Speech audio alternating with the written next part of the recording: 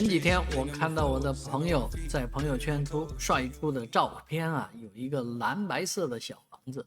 我说这不就是圣托里尼吗？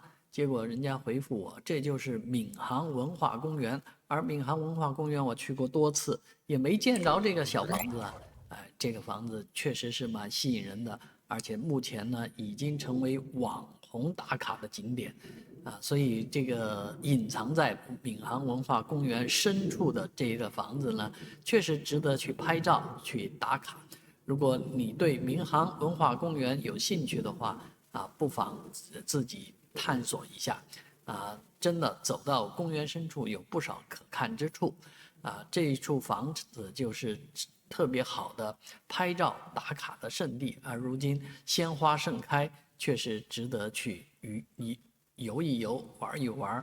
而这个乘游船在这个公园里面泛舟，也是我推荐的一个项目。啊，当然不仅是文化公园值得一玩，旁边的闵行博物馆也值得去打卡。去看一看最近的展览。当然旁边的宝龙美术馆也是文艺小清新的必打卡之处。